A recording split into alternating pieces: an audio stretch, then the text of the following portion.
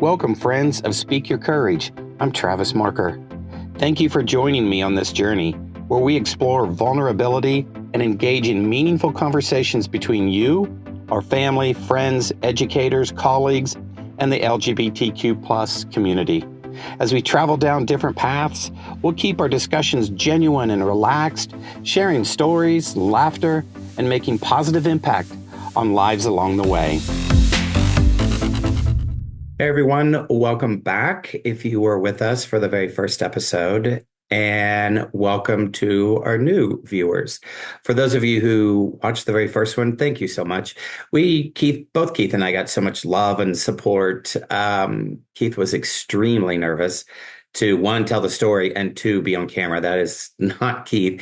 And so many of you reached out directly to him and gave your love and support and just simply said thank you. And that made him feel so much better and kind of move past this, move past being recorded, not the entire journey, but the day of just simply being recorded.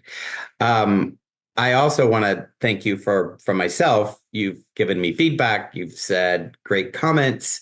And so as we go on this journey, hopefully you'll see me find my groove somewhere in here.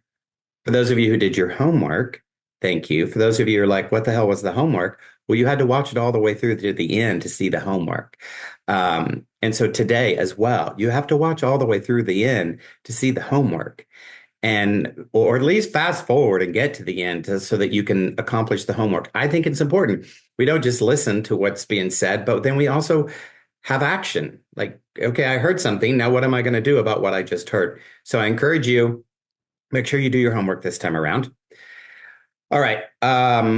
Kirk. I met Kirk in 2011, 2012, somewhere in there when I lived in Oklahoma City. I was looking for an organization that I really wanted to be a part of and more than just write a check to. And I found Stand for the Silent. And again, wanting to do more than just write a check, I said, hey, Kirk, can we talk? Can we meet? And so we met. And I loved his story. It's a heartfelt and a tragedy. And I'm like, it just blows my mind. And at the same time, he said, hey, why don't you come and see one of our presentations? I'm like, okay. So they do presentations at schools. Now they do them all over the nation. There, at that particular time, it was one in Oklahoma City. And so I went, and here you have first graders and second graders, and they're all listening to Kirk tell a story, and they're raising their hands and they're involved. And I'm like, how do they even know what he's saying, or how do they know what it means? I was thinking, in first grade, second grade, I would have no clue. I would be like, I don't know what this guy's even talking about. So I can say, thank God that we have something like this today.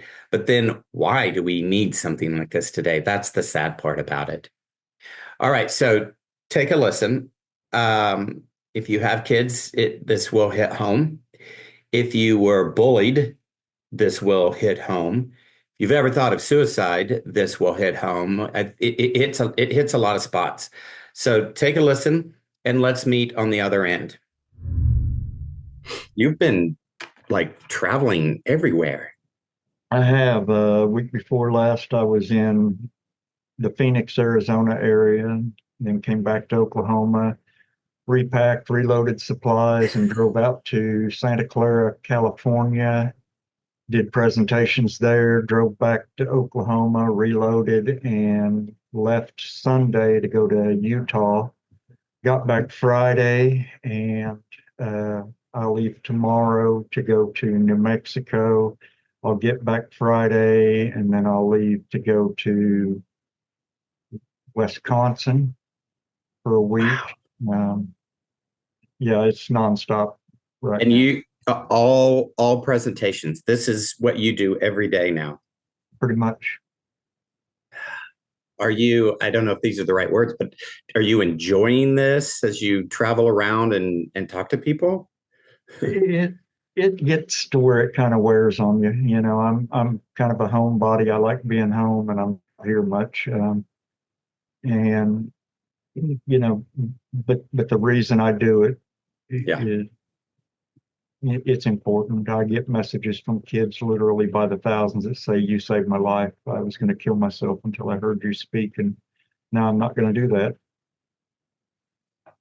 I follow Stand for the Silent in social media, and I'm constantly hearing, like, sometimes you just hear you'll hear the kids say things like that in social media. You also hear the opposite though of, I'm in pain and I'm hurting, and yeah, it's been, I think you and I met I was trying to pinpoint, but it's got to be around 03-ish is what I'm thinking. It would have had to have been after 2010 because that's when Ty took his own life.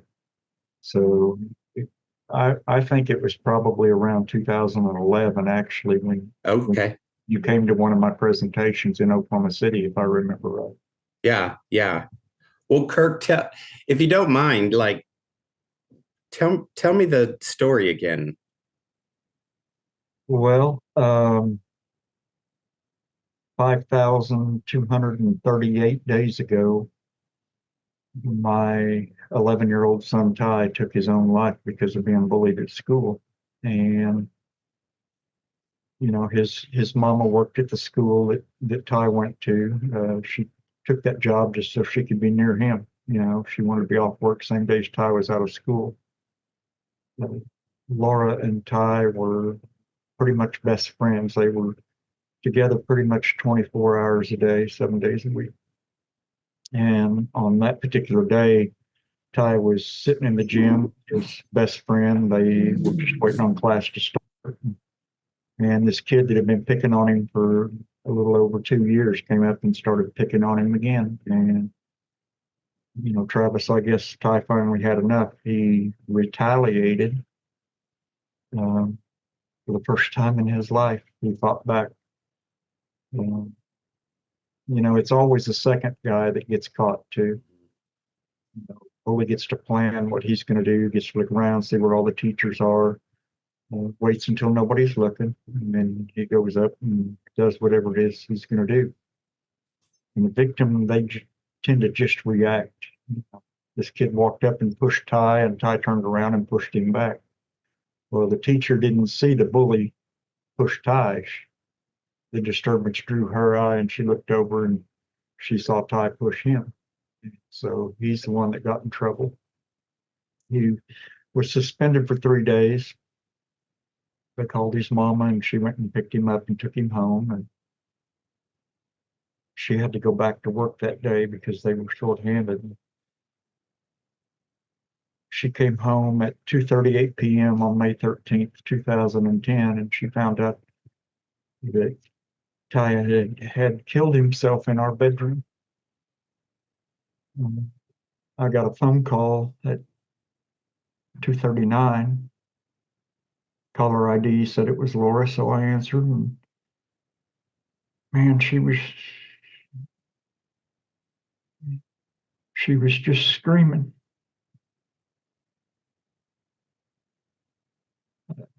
I couldn't understand a single thing that she kept trying to tell me. She just kept screaming. And I guess, I don't know. Finally, I must just scream back at her. I said, "Baby, you got to stop. You got to tell me what's going on."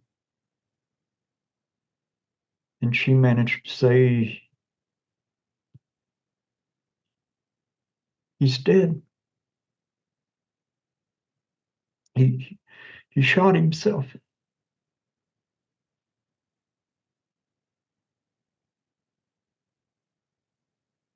I actually asked her who.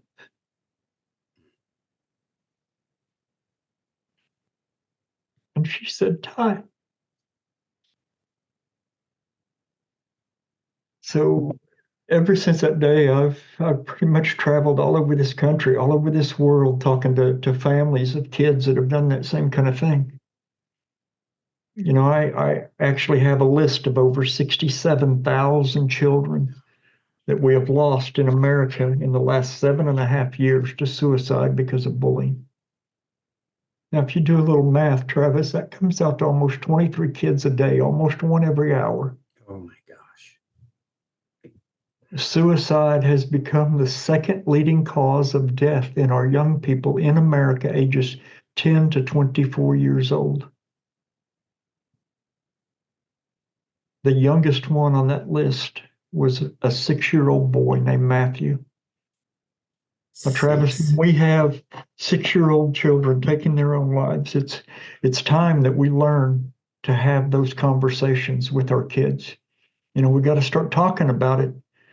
People are real iffy about the subject of suicide. I've been to over 6,300 schools in the past 14 and a half years I've been doing this. I've talked to a little over 4.5 million kids now. We've got chapters in 40 states and 18 countries. And I've had schools contact me and say, we want you to come and talk to our students about bullying, but we don't want you to mention suicide. And I can't do that. Man. I can't, because for me, the two went hand in hand. And, right now in our country, in America, 1 out of 4 of our kids will actually have a plan on how they would take their own life before they graduate from high school. 25% of our babies would have a plan on how they would do that. When we have those kind of numbers, it's high time that we learn to talk about it with them. I get kids all the time that come up and say, I was that 1 in 4. I have a plan, and now I'm not going to do that. And I want to help you, Mr. Smalley. I want to help you make it stop. Most of those kids, those 1 in 4, most of them think that they're all alone, that nobody has ever had those thoughts but them. They think that no one has ever been there, ever felt that way. And that's where we come in. We teach them that they aren't alone, that 1 out of 4 of their peers actually have those thoughts, and that we can talk about it. We don't have to act it out. We can talk it out. And that's the only way we're ever going to stop this. We give every kid we talk to one of our wristbands that says, I am somebody. They glow in the dark. And we give those away by the hundreds of thousands. I've ran into kids that I talked to 10, 12 years ago that say, my wristband broke. I wore it every single day after I heard you talk, and it finally broke. And can I get another one? Oh, yeah. Yeah, we can do that. It's with the advent of social media, cyberbullying has increased over 75% since the pandemic. Kids are being atrocious to each other online. I've been to schools where first graders have smartphones and they're good on them. They know how to use them. Kids can create a fake Facebook account. They can take a picture of somebody in the hallway or in the locker room and do a little bit of Photoshop work and make it look like that person's doing anything they want them to do. And they can post that online and ruin someone's life with the click of a button. Even if they get to feeling bad about it and think, man, maybe I shouldn't have done that. And they remove that picture. It's not gone. It's out there. Somebody's seen it. Somebody shared it. Somebody saved it. It's out there forever. We recently opened up a whole new website. It still belongs to Stand for the Silent. It's ours, but it's called socialbullets.org, and it deals strictly with cyberbullying. There's a really, really powerful video on there that we had help from a large marketing firm called Area 23. They donated $500,000 worth of work for our project. And they had their artists draw 4 posters depicting 4 different types of cyberbullying: age shaming, race shaming, body shaming, and sexual orientation. And they created an algorithm that tracked cyberbullying across all the social media platforms for 24 hours. We found out that every 238 times a child was cyberbullied, one of them tried to take their own life. Yeah. So we got a group of high school kids and their parents together, and we put a large screen up, and we started this algorithm, and they would see the post pop up from the social media platforms. The cyberbullying post, you know, Jim told Todd, you know, you're worthless, nobody likes you, you're fat, you're stupid, things like that. We caught the students and their parents' reactions to those posts popping up. And then every time we hit the number 238, we fired a live bullet at one of those posters at a shooting range. And we got their reaction to the bullets hitting those targets. And then we interviewed them afterwards, and that video is on that website. Also, the important part is there is a downloadable guide for parents that teach them what to do if their kids being cyberbullied. Because most of us older people, you know, we're not great with technology. We don't know what to do. If you would have told me my son was being bullied on Facebook, I would have said, delete Facebook, problem solved. But that doesn't fix it. It actually compounds the issue because now he walks into school Monday morning, everybody's pointing and laughing, and he doesn't have a clue what's going on. You Hmm. know, but there are ways to fight that. You screenshot everything, you document everything. That's evidence, you know. So that's a great resource for parents out there. There's other resources and ways that parents can protect their kids online. There's an app called Bark, Bark, and you install that on your kid's cellular device or their iPad, and it monitors their social media presence. We'll send a message to mom and dad if your kid's being bullied on Snapchat or Facebook. What I like about it is it also sends that message to mom and dad if their kid's being the bully, because we've all Mm. heard, you know, oh, little Timmy, he would never do such Yeah. a thing. He's an angel. But he just told Sally on Facebook that nobody likes her and she should just go kill herself. And when mom and dad see that with their own eyes, you know, maybe they'll get involved and help stop that. So there are ways to fight against these kind of things, you know. Kirk, did you know that Ty was being bullied? We did. Laura, like I say, she worked at the school that Ty went to. She was in the office almost every single day, you know, telling the school administrators, hey, you got to make this kid stop, make it, make him leave him alone. And she was told most of the time, you know, oh, boys will be boys, kids will be kids. You know, bullying's just a rite of childhood passage, just something we all have to go through. You know, What what did the school do after Ty took his life? What was the school's response, or was there a response? nothing really. Mm.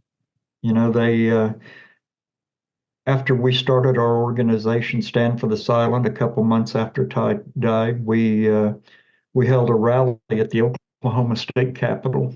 Uh, we had schools from all over the state bus kids in. Some of them drove 3 and 4 hours and bus kids in for that rally, uh, trying to raise awareness about bullying and youth suicide. We invited the Perkins School to come. They didn't come.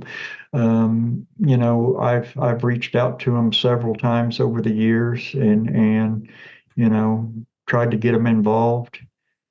Um, they are afraid that if they admit that Ty was bullied at their school, that it's going to show them in a bad light. But you know what?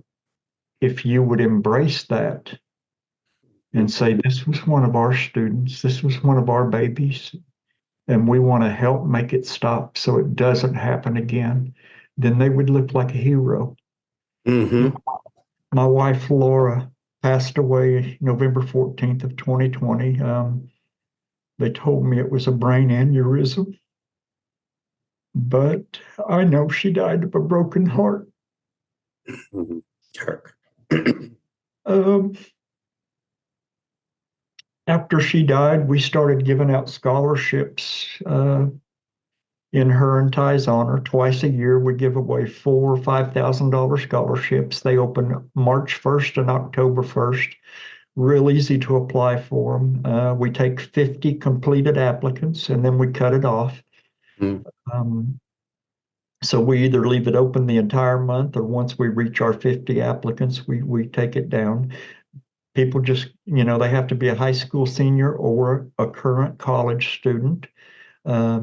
It's not only good for colleges and universities, it also covers trade and tech schools. Oh, nice.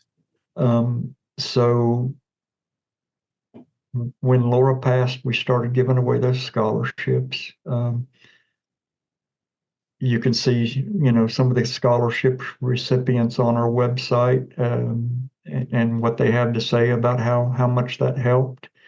We several times in the past year or two, I've supported some of the Perkins athletic things, cheerleading by making a Mhm. donation. They put banners up at the baseball field and the football field for donations that we've made to help the kids in our community in Laura and Ty's honor. But I just, I don't see me ever getting through to the school district. Yeah. What, and if I can ask, what about the bully? Do they understand what happened? Or the parents of that individual, do they see the cause of this? Laura, working at the school, she knew which kid was the ringleader. There were several that bullied Ty, but this one particular kid was the ringleader, and she knew who he was. And I know him by his first name only. His name was Alex, and I asked her never to tell me Mm. any more information than that. I would never harm a child, but I might go and whip his daddy's butt. Yeah. Um, the bully that caused my son's death was actually proud of what he did. He walked up to my son's best friend the day after Ty killed himself, and he said, "I got rid of one of you. Now let me see what I can do about you." Laura never went back to work at the school, obviously, after Ty passed. She stayed home for about 6 months, and that wasn't good. We live out here in the middle of nowhere, and that wasn't doing her any good being by herself all day, every day. And, the demons came. And so I told her, I said, "You go get a job. I don't care what you do. You can volunteer at the hospital. You can work at the library, volunteer. I don't care what you do, but you need to get out of the house." And so she took a job at a little convenience store gas station several miles down the road from where we live. And one day the bully, Alex, came into the store that she worked at, and Laura was wearing one of our wristbands. And he walked up to the counter, and she didn't quite recognize him. And he said, "Is that bracelet for your son?" And she said, "Yes, it is. Did you know Ty?" And he said, "Oh, yeah, I'm Alex," and smiled. And, that's the reaction that we got from this child. He was obviously raised in a house that taught that kind of behavior, you know. And bullying is a learned behavior, Travis. Mm. We learn it from the people in our lives and the people around us. But you know what? It can be unlearned. I've visited a lot of Native American tribes across the United States and spoken at many reservations. The Cherokee tribe, the Choctaw tribe here in Oklahoma, the Wellpinit tribe in the state of Washington, and I've been to a lot of different Indian reservations and spoken at schools and done community events. And I learned that they have what I call generational bullying. Grandma and grandpa, they bullied that particular family. And so mom and dad grew up thinking that they needed to pick on that particular family as well. And then their children do that. But if we can break that cycle for one generation, one kid, think of the impact we can have down Yeah. the course of time, because most bullies don't bully just one person.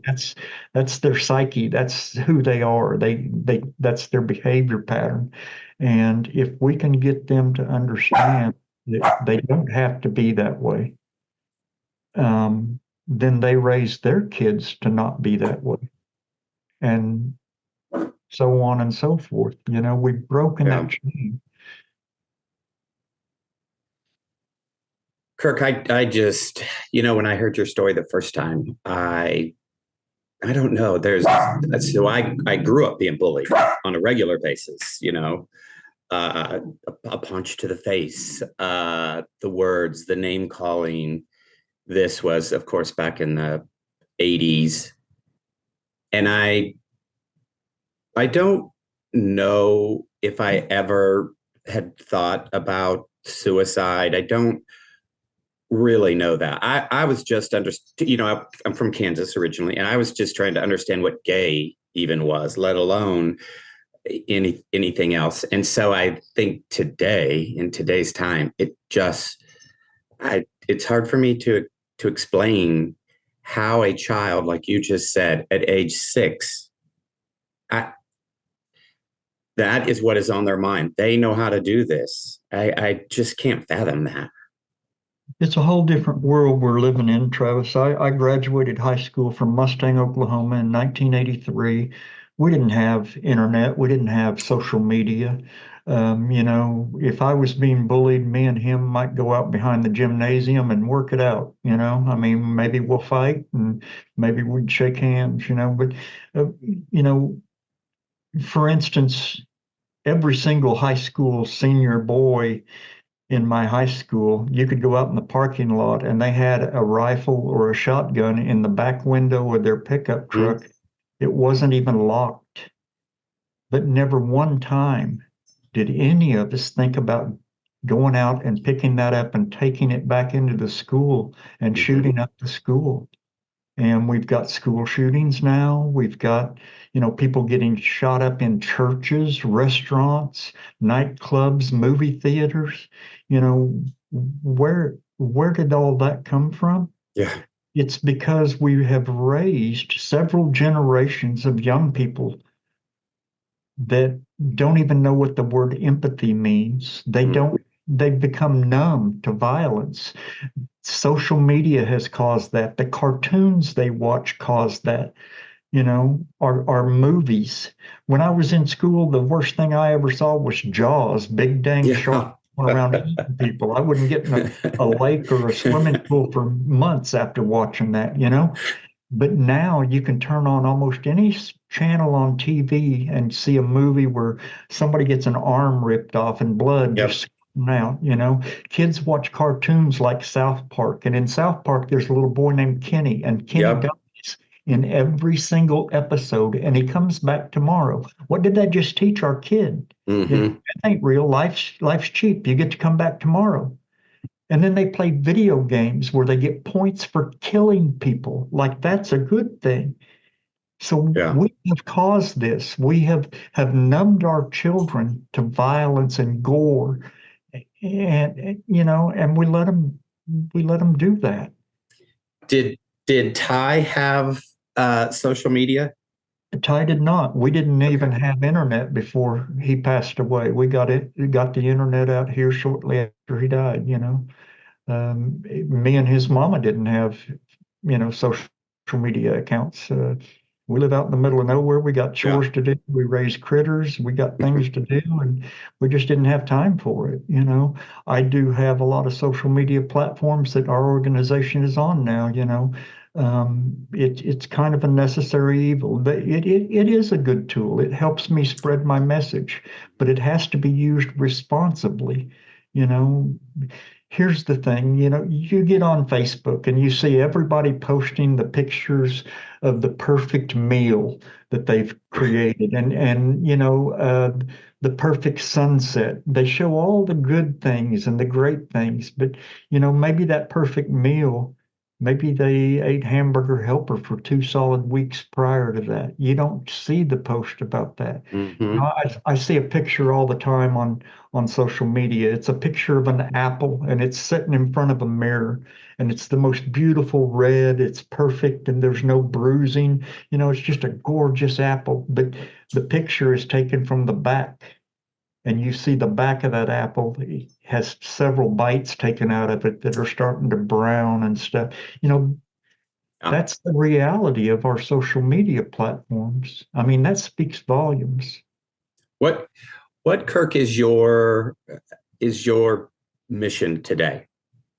Like, what is your main mission? Travis, if I can save one more baby Hmm.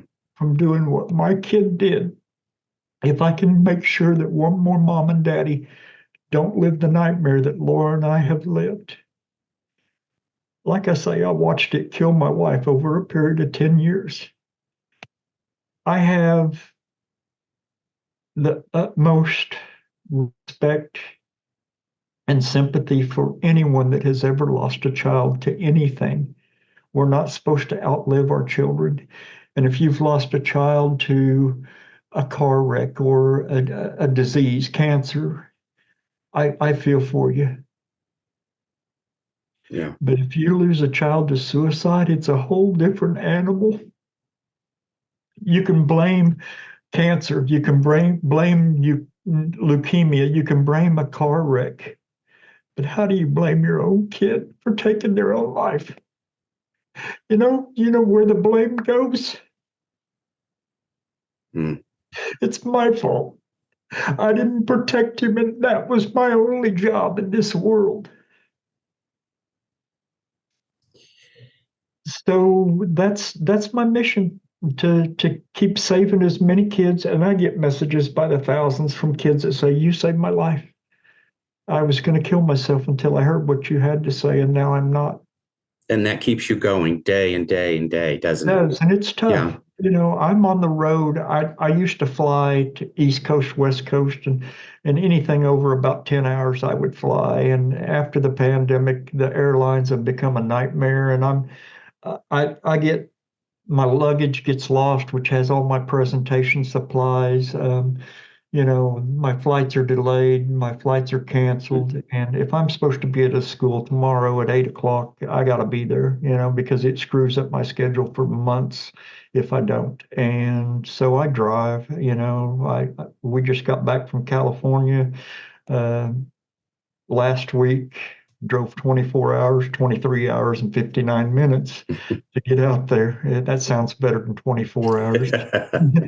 Um, this past week, I drove to Utah and spoke at schools up there. I just got home yesterday. I leave tomorrow to go to New Mexico. I mean, it's nonstop. I'm booked for about a year and a half in advance right now.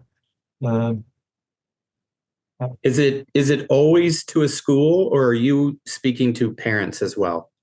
we do a lot of schools, mainly schools. We do some open to the public community presentations. I've been invited to speak at churches, open to the public. We do evening events at some of the schools we go to so the parents can come. My presentation for parents is a little bit different than my school presentation. I have been pretty much anywhere and everywhere you could imagine. I've actually spoken at the only maximum women's security prison in the state of Missouri. And the ladies there actually started a chapter of Stand for the Silent in the prison.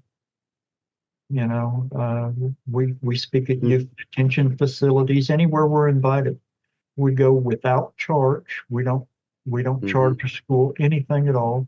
We bring a ton of supplies, resources for the school, the parents, and the students. To Mm-hmm. trying to help. What, as you said, you catered the message a little bit different. What is the main message you say to parents? What are you trying to get across to the parents?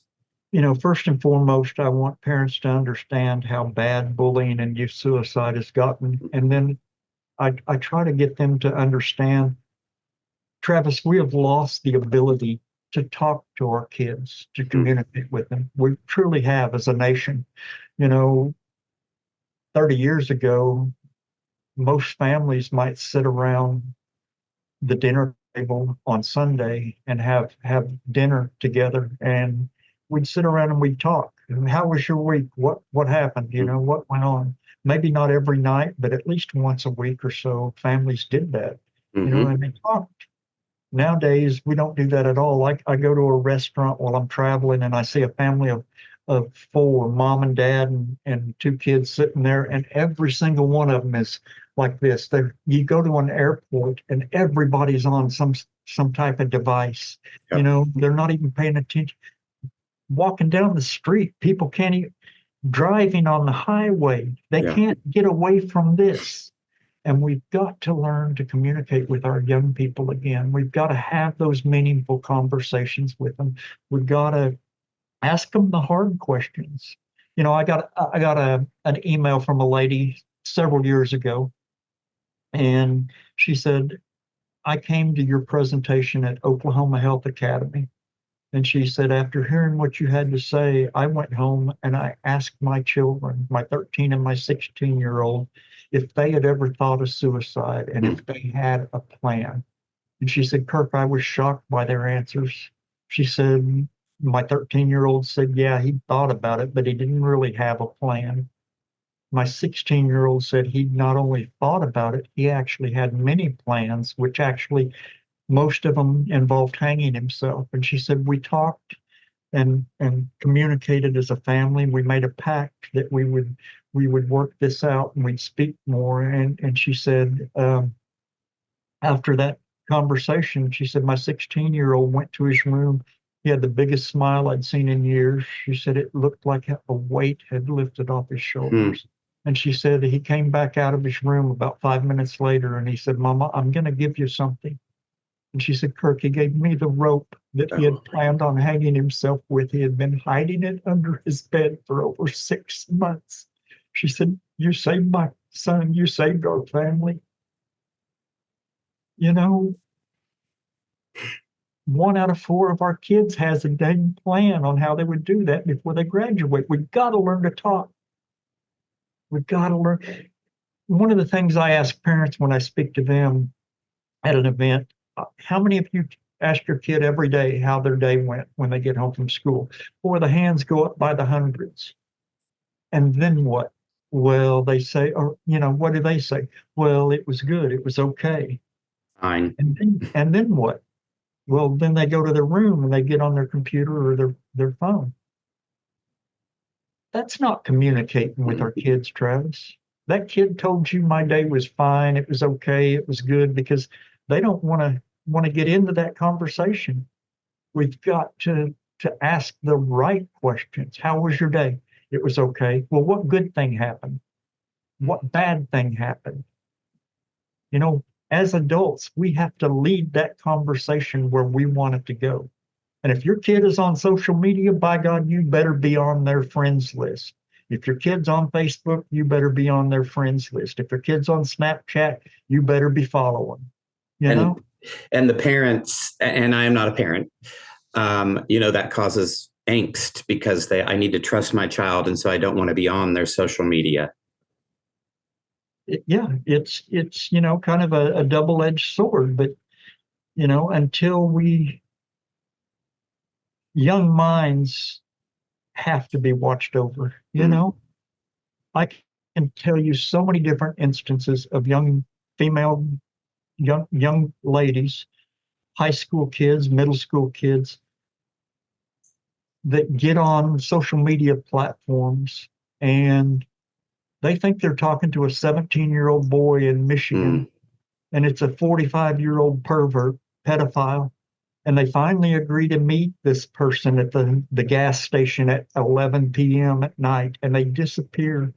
Or the young lady that her boyfriend talks her into taking a risque photo of herself and texting it to him or Snapchatting it to him or whatever.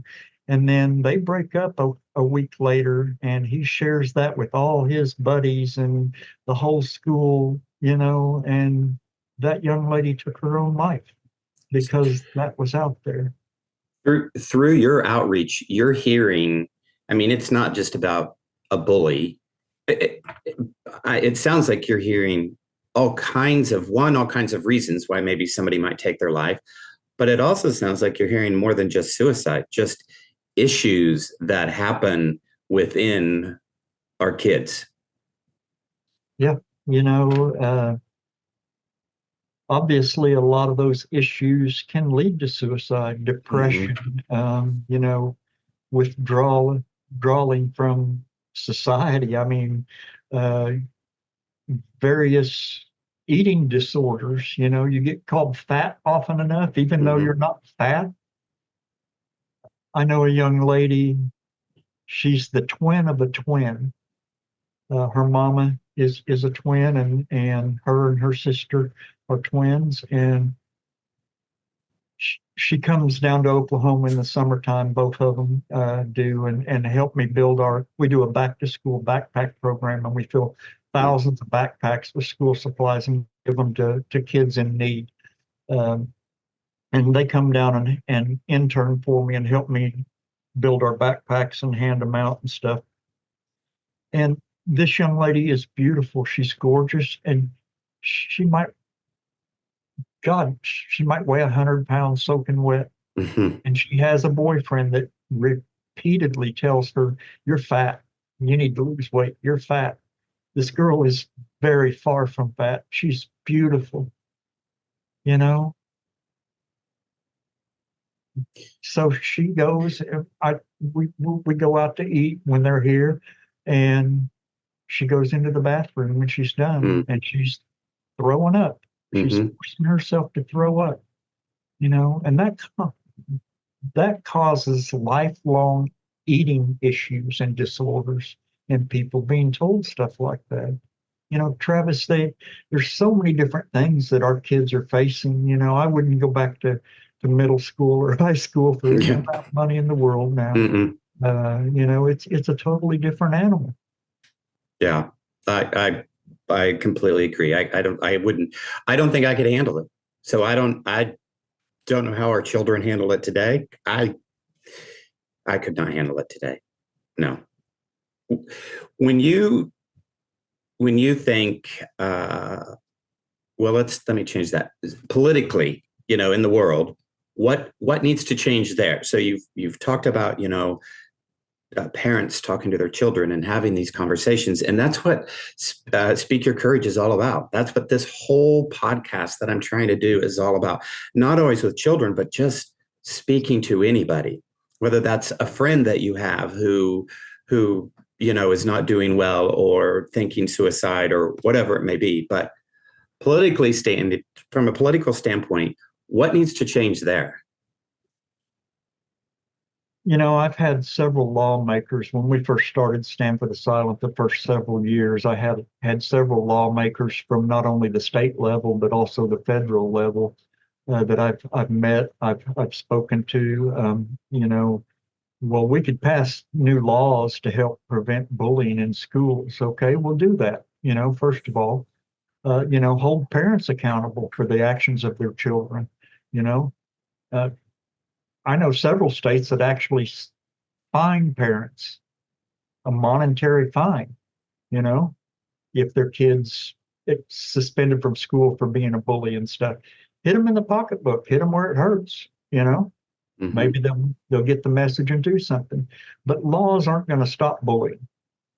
You know, we've got laws against robbing banks, banks get robbed. We've got Yep. laws against almost everything. Everything still happens, you know. Mm-hmm. Laws themselves are not going to stop bullying. But what we could do is we can stop and I try not to get political with our organization. There's two things we Sure. normally don't talk about, politics and religion, because if I talk and appeal to the conservatives, then the liberals are going to get pissed off at me and Yep. quit following us and hearing our message. And if I talk to the Baptist, and then the Catholics are mad at me, or the Yep. Jewish people. So I try not to talk about politics or religion with regards to our organization. But what I can say is we need to stop sending our tax dollars overseas $56 billion to the Ukraine. That money would have put a resource officer, a school resource officer in every single school in America. Mm. You know, we protect our banks with guns. Like that's the most precious thing in the world. But we don't have an armed guard to protect what really is precious in our world, our children. You know, we could have put a metal detector and someone in each school for that kind of funding. We have Mhm. to start taking care of our own. We have veterans that are dying daily on our streets because they can't get into the VA. That system is broken. We have homeless children that are hungry. I do believe in helping others. With all my heart, I do. I'd be generous to other countries, but help ours first. And we're not doing that anymore. And that's what I see our politicians, the spending that they have is out of control, you know, out of control. And we're not helping the people that we need to help. How can others who may listen to this message help you? We have obviously a donate button on our website. You know, funding is always an issue for a nonprofit. Um, we uh, we don't charge anything for travel. We don't charge anything for the presentations that we do. You know, it is costly. Hmm. The resources, the printed material, the hundreds of thousands of wristbands and pledge cards, the T-shirts I give the kids that help me do their presentation, all of that takes money. And, you know, every dollar helps. Every, you know, a lot of people always, well, you know, I can't give $100 or I can't give $1,000 or I can't give, you know, I've got some monthly donors that give $1. Hey, that buys 4 of my wristbands and 3 pledge cards, you know. Yeah. I mean, and I mean it does every single purchase of a t-shirt on our website store and everything truly does make a difference and help me continue to do what I do and save babies. And you know, so I mean, if people want to get involved that way, they can make a donation. There's information on our website.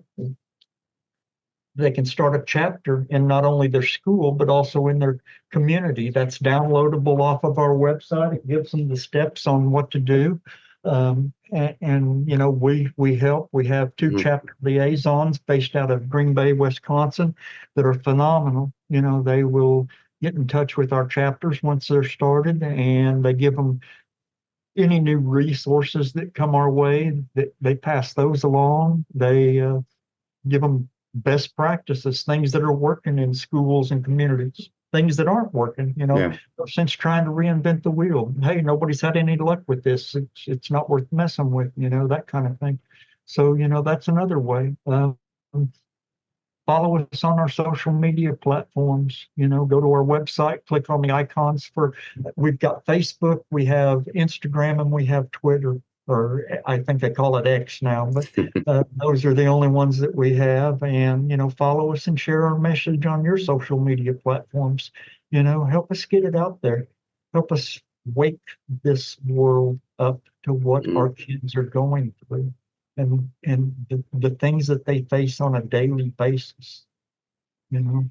And I'll make sure that the links and everything, are posted to this so that everybody has a very easy way to get there. Kirk, there's one more area that I want to touch on. We talked about, kids who are being bullied, and we talked about the parents. What about the bullies? Do you hear from bullies?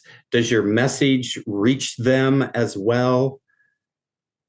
It does actually. You know, people would be surprised by the amount of messages.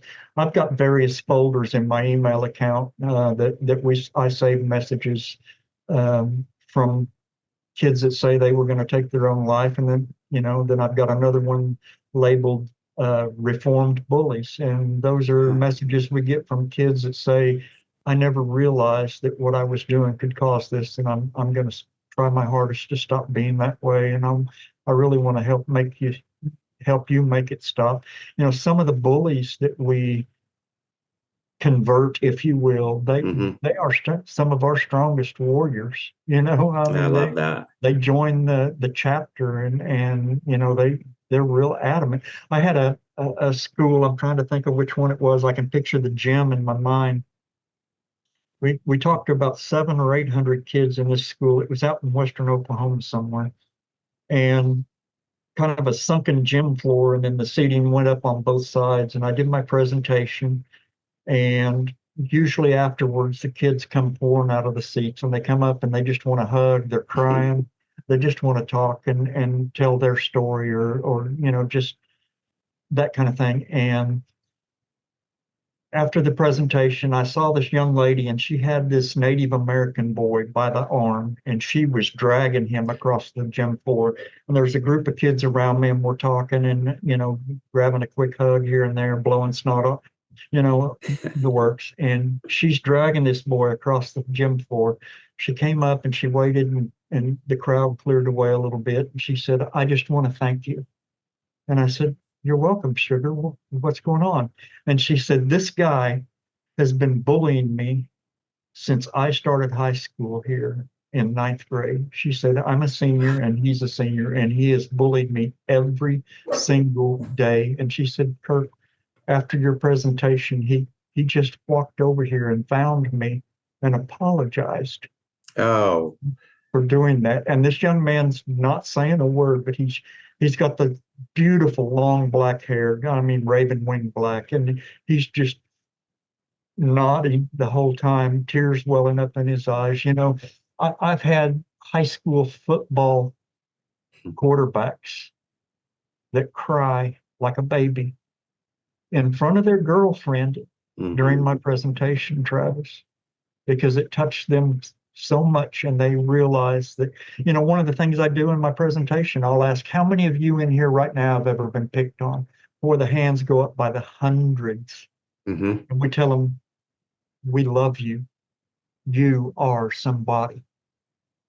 And then I say, how many of you in here right now are bullies? And you'd be surprised that two or three hands will go up. Hmm. I remember when I went to the school with you, and I think it was an elementary school because they were pretty young. Yeah. I remember you asking those questions, And and seeing the hands go up. and we tell bullies, we love you. You are somebody. And usually by the end of the presentation, those bullies that raise their hands, they're crying harder than anybody else. Hmm. So I know we are making an impact. I went to a school out in Los Angeles, California, about 7 or 8 years ago.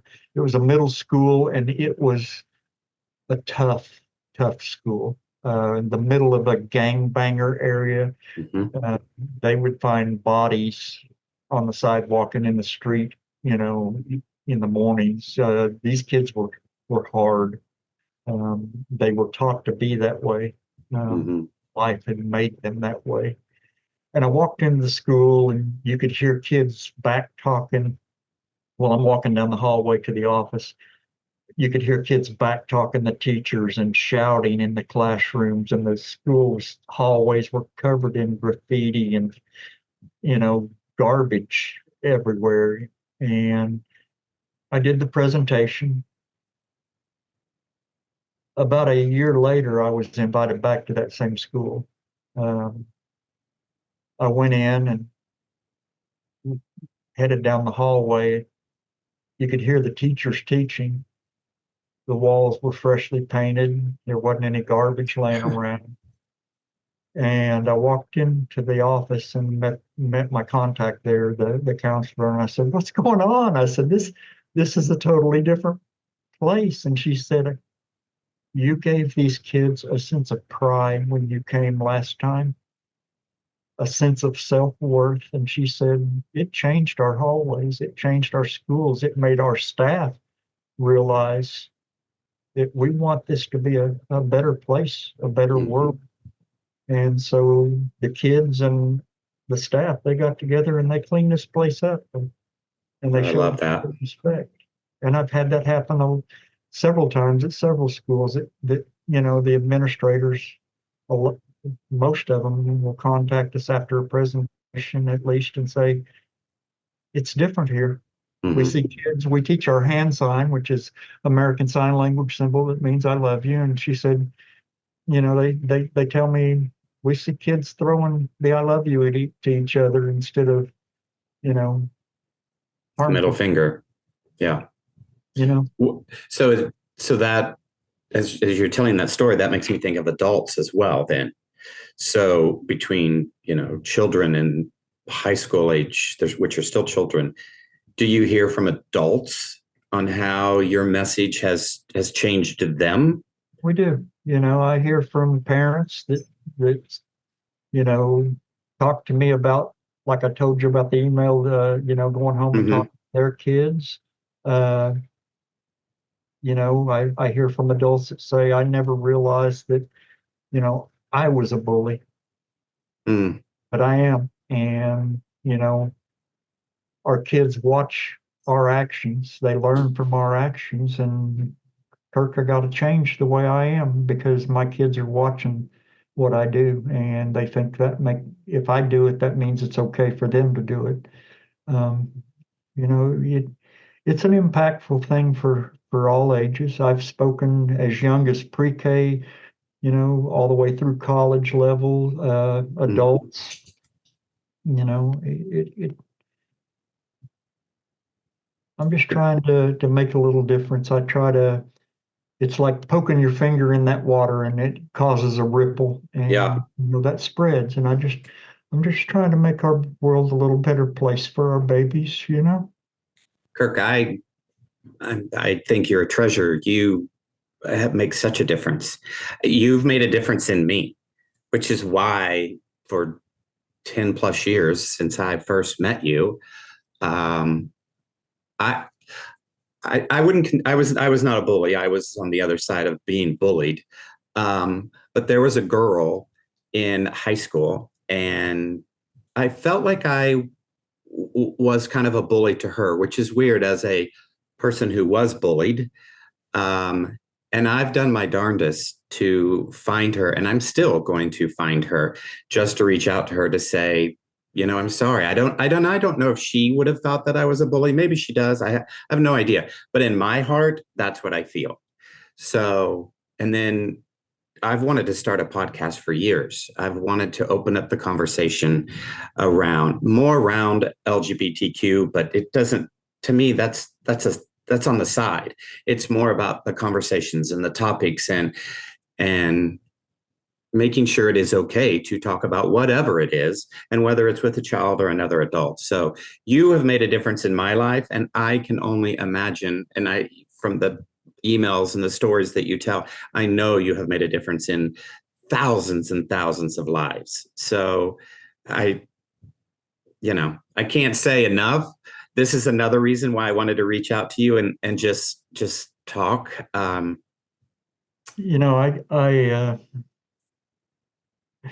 It's aging me now because I get messages now from kids that I talked to 14 years ago that are now school teachers that Mm, teach or a coach at a school or a counselor at a school. And they say, I remember when you came 12 years ago and spoke, and it's resonated in my life for that long. And now that I'm in a position, I'd like to invite you to speak to my students. Can you come? And Travis, I told you I've spoken at just about every venue that you can imagine: prisons, churches, Rotary clubs, Kiwanis clubs, schools. In any organization that will invite me to speak, I will go. And I'm trying to remember. It's been about probably 8 or 9 years ago. Miss Gay America mm, invited me to speak at their national convention or whatever it was. I think it was either in Nashville or Memphis, and I went and spoke and did a actual presentation for them. And one of the drag queens there actually was in the audience, saw my presentation, reached out to me about, I don't know, 4 or 5 months ago, and she said, I am Miss Gay America this year. And she said, I remember being at the event that you came and spoke at. Would you come to my event and do the same thing? And her and my scheduling coordinator are working that out, you know. I mean, what what we have to understand as a society is yes, we are all different, and that's a good thing. Mhm.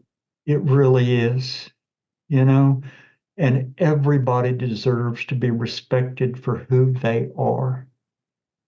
You know, I don't get mixed up in the politics like I told you. I don't get mixed up into religion. I love everybody. You be you, I'll be me, and we'll just be cool with that. I love You know, that. Yeah. that's the simplest damn thing in the world to do, you know? Yet it's the hardest thing in the world to do. Exactly. Kirk, I love you. And I cannot thank you enough for finding time in your schedule. I know how busy it is, and just sitting down with me for a few minutes and chatting. I just thank you. Thank you so very much for chatting with me. Very welcome, Travis. I love you too, brother. Kirk, I'm gonna what this so this will go out, but I'm gonna have you back in a year or two after doing these podcasts for a while, because I want to talk about the difference that it will make, because I know it will make a difference. So Okay. you stay tuned. Let's We're going do to it. chat And again. I wish you the best. I wish you all the luck in the world Thank with you. your podcast. I hope you reach millions with your message because it truly is important that we speak our courage. We have Yes. to use our voices, Travis. We have to, not only for our world's babies, but for ourselves Yes. and as a society. And if we're gonna, if humanity is gonna survive, if humanity is gonna survive as a species, we have to use that voice. Yes. I love you, man. I love you too. Obviously, it is time for the dogs to go out. Okay, I gotta go feed horses. Kirk, thank you. Have a great day. You Thank too. you. Send me a link. I will. I will. Once everything is out there, I'll send it to you. You can see it, watch it, forward it, do whatever you like. Awesome. Thanks, Kirk. Yep. Bye Bye. bye. My first question, did it hit home? I'm like, is there a part that really made you like pay attention? Were you a bully? Were you bullied? Have you thought about suicide? There's so many questions that come up at this, and 5,238 days. I cannot imagine what goes through his mind every day, and as he continues to calculate the days. I and a 10-year-old. Ty was 10. I had to do math. You all know it's not my strong suit, so I'm calculating on my hands. What grade was I in when I was 10? Had to write it down. So fourth grade. I'm in the fourth grade. I can remember things that happened in the fourth grade. I remember getting in trouble for the first time by a teacher, and I had to be moved into this other room. And I getting bullied was just kind of on the cusp of starting to begin. I don't know that I per se knew the word. Of course, I'm talking in the 70s or late 70s. I know I'm old. But so 2010 is when Ty took his life at 10 years old. I don't know if I would have known how to do it. I just, that's what you're thinking of when instead of playing or whatever a 10-year-old does nowadays, video games or something. It just, and it, to me, it hits home even more because it's Oklahoma. It's a small town in Oklahoma. He's not being bullied because he's gay or anything along those lines. He's just being bullied. And I hate that. I mean, and I'm sure all of us hate that. So Stand for the Silent is the organization. I encourage you to, it's standforthesilent.org. I encourage you to reach out to them, see what they're all about. If you are a parent or you have children, maybe this is something that you want in your school. They set up, I'm not going to use the right words here, but they set up organizations inside of the school around this. And they do this all over the country. They come into corporations, they come into nonprofits. So I encourage you, reach out to the organization. It's a large organization today. Kirk spends every moment of every day now doing that. His wife has since passed, Laura has since passed. And so this is his life. This is his every day. It's traveling around the country. And that would be hard. I mean, that would be, it would be hard to do, but then I'm also thinking the purpose behind it. I don't know. And as he mentioned, two things as we finish this up. One, I hope you appreciated the story as much as I did. It's through stories that we learn, and it's through stories that we can make a difference. And so in each one of these podcasts, that's what it's about. It's about the story that's being told, and then what are you going to do with that? I want your homework to be easy. So it's super easy. Can reply in the comments, bully or bullied. That's all you have to do. Bully or bullied. Or neither. I'd love to hear neither one of those happened to you. So bully, bullied, or neither. Put that in the comments and let's go from that. And then the last thing I want to say is remember 988 on the phone, dial 988. That is the suicide prevention hotline. It's the life hotline. So call it. If you're ever thinking anything about suicide, please call that number. All right, 988, stand for the silent.org. And then here, like it, share this podcast, and let's continue on our journey. Have a great day, everyone. And I hope you will speak your courage.